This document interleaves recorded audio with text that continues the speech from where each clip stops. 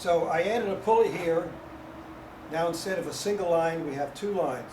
It's called two parts of line holding up the load.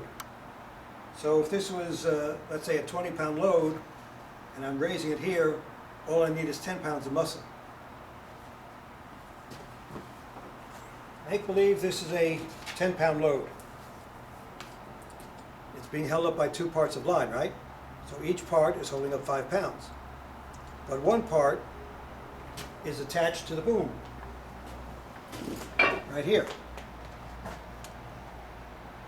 So the boom is holding up half the load. The other part goes over the sheave and is over here. That's where I would pull the load up. Now in some cranes, instead of having a single pulley, single sheave, you'll have a double sheave pulley. The next video you'll see that. Okay, so what are we up to now? Oh, did I tell you what torque is? No. Torque is a force that causes rotation. Remember when we had loads hanging from the seesaw? It causes the whole seesaw to rotate around the pivot point. And how did we compute the torque? It was the weight times the distance. So let's say it was 14 inches times 2 pounds would give us 28 inch-pounds. Inches times weight times distance is inches times pounds. Now, I use the terms torque and moment sort of interchangeably. Mechanical engineers and automotive engineers like to use the term torque. Structural engineers and crane guys use moment. I'll probably use them and use one instead of the other. You know they're the same. So how do we compute the torque or the moment of this crane? Well, we know the weight of the 4 bricks and the skip and part of the boom is 23.5 pounds. Remember, it's weight times distance. So that's the weight. How do we get 6 inches? Don't forget, we measure from the pivot point, which is this outrigger. That's where everything would tip. From the pivot point to the center of gravity of the load is 6 inches. Now, on these cranes, I use 60, 45, and 30 degrees, and there's a reason. Every 30, 60, 90 triangle like this, the short side is always half the long side, or the hypotenuse. Always. So the boom, or the hypotenuse, is 40 inches, which means the distance,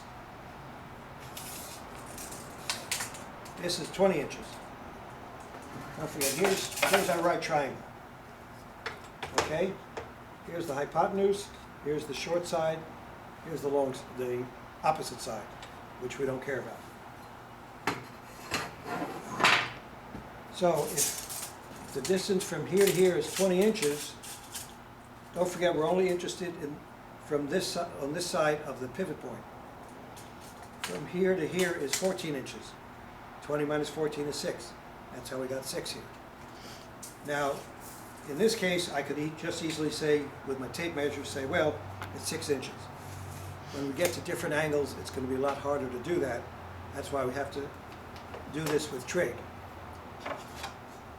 Those of you who don't know what trig is, don't be scared. Triangles only have 3 sides, so there are only so many ways you can juggle all the numbers.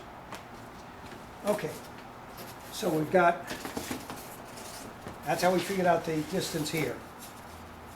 Weight times distance, 141 inch-pounds. Now what about on the other side of the equation?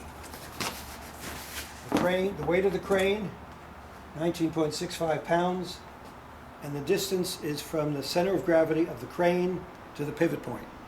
That's easy to measure, that's 13 inches. Multiply the two, 255.45 inch-pounds. Now I added a brick as counterweight. You see it over there? How far away from the pivot point is the brick? 36 inches. Multiply those two, that's what you get. Now the total moment or torque is 424.65 inch-pounds. A lot more than 141, right? So we're stable, it didn't tip over.